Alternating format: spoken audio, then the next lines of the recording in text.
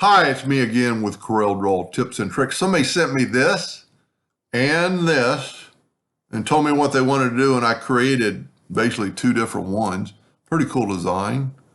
A little roughness right here. I could do a little better job on this. But his question was, he's trying to rotate this thing 20 degrees all the way around and have it look like this. And he goes, I can't get it to center in this spot. Well, very easily done. We've got our nudge factor set on 5 inches. Let's set it on 10. And let's take the Smart Fill tool and fill in that spot and move it up. And then I'm going to left click, right click. Do not move this. You can move this around for right now, but you have it selected first and then select that and go EC. That put it right in the center. Now you can move that box out of the way and move this down. And that is exactly in the spot. Now, I've already done this, but see how the lines don't touch the drawings a little bit little? So what we're going to have to do, we're going to have to extend those. So for just a second, we're going to move these lines out of the way. And we're going to hit P and put that in the center of the page.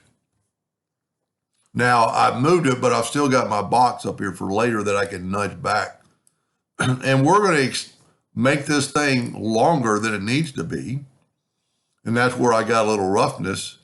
So I'm going to select with my shape tool. I don't really need that other node. There's two nodes really close together. Let's get rid of that one. I don't think that changed this drawing. And let's set so remember our nudge factor was, and I'm inside the circle, so I got to get outside the circle. Let's set our nudge factor like 0.05. Because we just want to move it a little bit. I'm going to take the shape tool, select this, and I'm going to nudge it over 0.05. That's plenty. That's probably where I got a little roughness. Now, normally I would check this, and I am. I know I'm past the lines, but I'm going to hit the plus key on the keyboard and mirror it sideways, and they're right on top of each other, so we're good. And so we're done. Let's make sure we only got one copy. Nope, we got the two there. So we've only got our one copy. We can put our lines. We don't really need our lines, but we're going to put them back.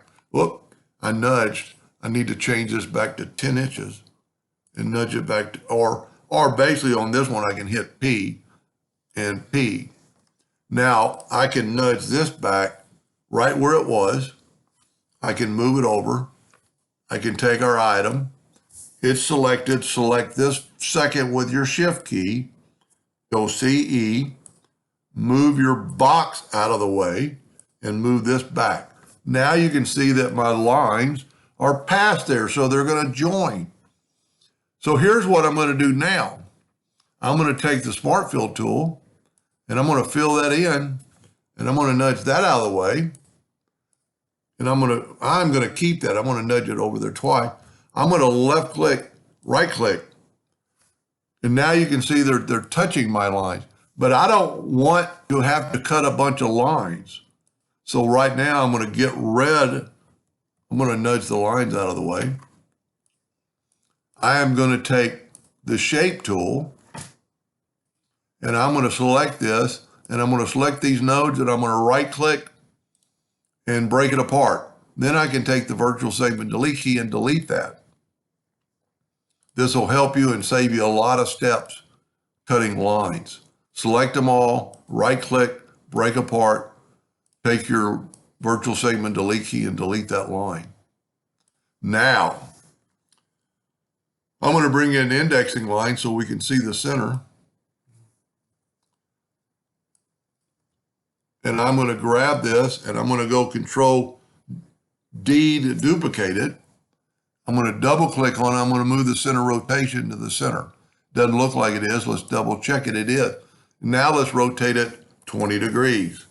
Control D, Control D, Control D, all the way around. Now, hopefully we did it correctly and we don't have a leak. I'm going to grab the circle.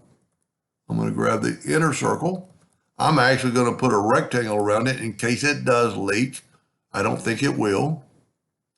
And we're going to see my roughness. You could work around that for the one I'm doing it for. Smooth it out a little bit. Now I'm going to take the Smart Fill tool. I'm going to use a different color. And I'm going to grab a good thick part of that. And we've got a leak. Where's my leak? Are my lines not long enough? So what we can do now, because we have a leak, let's get rid of the box for a second. Let's select everything. Let's grab the shape tool and look at all the nodes. I'm going to select all of them. I'm going to go up to Windows, Dockers, Join Curves. I'm going to set this on 0.02.